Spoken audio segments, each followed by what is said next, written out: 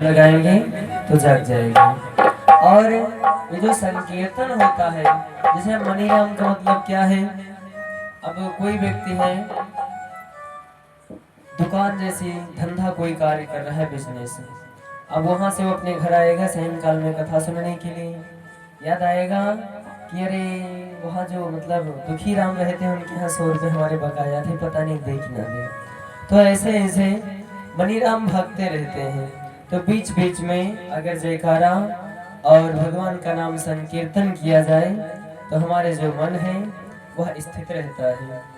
तो इस प्रकार से बीच बीच में नाम संकीर्तन करना चाहिए। हम सभी लोग श्रीमद् भागवत कथा में प्रवेश करते हैं। हर भागवत का मतलब क्या होता है, जैसे कि वैसे तो आप लोगों को पता ही होगा, कई बार कथा भी श्रवण किए, कुछ दिन पहले हम भी आए थे, बता गए हैं। भागवत का 3 शब्द से होता है। भा जो है, भाव यजुर्वेद स्वरूपेण 18वें अध्याय से भस्म रूपी अंग से लिया गया है।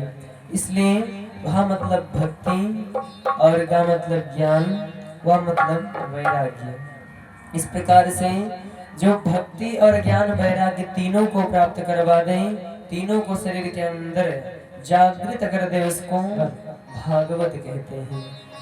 भागवत स्वरूपेण श्री भगवान यर्थनामं तदेवदित्यां दैत्यासुरवदित्यां भवः। अर्थात श्री मनुस्मृति में भी बताया गया है, देवां वदेत नामं गजदैत्या श्रीस्वरूपं नारायणम् अखिल दत्तं तदेव वसुधा सर्वनाम संकीर्तनम्। अर्थात जहाँ पर भक्ति होगी वहाँ पर ज्ञान भी होगा और वैराग्य भी होगा। भक्ति के बगैर ज्ञान जो है वह लंगड़ा है, और ज्ञान के बगैर भक्ति अंधी है। इस प्रकार से जहाँ पर ज्ञान वहाँ पर वैराग्य, और जहाँ पर भक्ति वहाँ पर ज्ञान। जैसे कि भगवान श्री राम के बगैर हनुमान जी नहीं रह सकते, वैसे ही ज्ञान के बगैर भक्ति और भक्ति के बगैर ज्ञान नहीं रह सकता।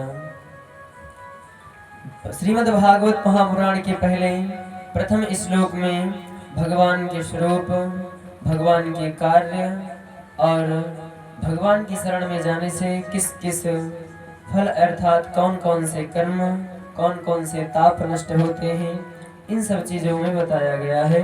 हम सभी लोग उसमें प्रवेश करेंगे और भगवान का सबसे पहला श्लोक सुनेंगे और पढ़ेंगे। सच्चिदानंद रूपाय विश्वोदपत्यादिहेतवे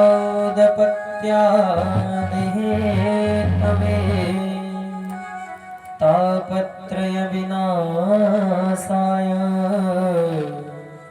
श्रीकृष्णाय वयं नमः। अर्थात सच्चिदानंद, सतघन, चितघन और आनंद घन, इन तीनों को मिलाकर के सच्चिदानंद होता है। सत मतलब जो सत्य है, चित मतलब जैसे कि चित का एग्जाम्पल ऐसे माना जा सकता है, अगर चित्त के बारे में बात की जाए तो चेतना, अर्थात इस संसार, इस धराधाम में, मृत्यु में सत्य और चित। चित मतलब प्राणवायु, जैसे कि हमारा प्राणवायु है, दीप को मान सकते हैं। जब तक हवा इत्यादि चलता है जो दीप्तिबता रहता है, फिर इसके बाद जो ही इसमें तेल खत्म हुआ एकदम से फड़फड़ा करके बुझ जाता है। तो ऐसा ही मान सकते हैं चित। आनंद, जैसे कि सच्चिदानंद होता है तो नंद, आनंद मतलब जैसे कि किसी भी अच्छी चीज को हम खाएं फिर कहें अरे राम रे बड़ा आनंद आ गया, तो ऐसा नहीं है। भगवान की शरण में जाने से ही आनंद की प्राप्ति होती है। इस प्रकार से कहते हैं कि जब तक हम इस धराधाम पर रहते हैं तब तक सत्य के बारे में नहीं बताया जाता है, और जब इस धराधाम को छोड़ करके चले जाते हैं तो लोग हमको ऊपर लिटा करके और नीचे से बोलते जाते हैं राम नाम। जब तक इस धराधाम पर रहे तब तक नहीं बताया गया, जब चले गए तब बताने से क्या फायदा है। तो राम नाम जो है तो इस धराधाम पर सिर्फ वही सत्य है और कुछ सत्य वत्य है नहीं। तो आप लोग बड़े ही भाग्य उदय हैं और भगवान की बड़ी फल प्राप्त हुई है, जो कि आपको यह श्रीमद् भागवत महापुराण की कथा सुनने का अवसर फल प्राप्त हुआ है। पुनः श्री भगवान के द्वितीय श्लोक में बताया गया है सच्चिदानंद रूपाय विश्वोत्पत्त्यात् हेतवे अर्थात विश्व की उत्पत्ति भगवान श्री नारायण भगवान ब्रह्मा जी के रूप में इस धरा और सृष्टि का सृजन करते हैं, विष्णु के रूप में इस सृष्टि का पालन करते हैं और रुद्र के रूप में इस सृष्टि का संहार कर देते हैं। ऐसा माने कि जब एक किसान होता है, किसान जब इस धरा अर्थात खेत में अपने बीज बोता है, तो जब बोता है तब वह ब्रह्मा का वेश धारण करता है, फिर उसमें निकालता है, जल से सिंचन करता है, देखता है, भालता है, फिर इसके बाद उस वक्त वह भगवान श्री नारायण का रूप धारण करता है। इसके बाद जब वह फसल तैयार हो जाती है तब वह स्वयं रुद्र का भेष धारण करके उस फसल का काट करके और अच्छे से उसको संजो देता है। तो इस प्रकार कहते हैं ब्रह्म रूप भगवान ने रचा सकल संसार,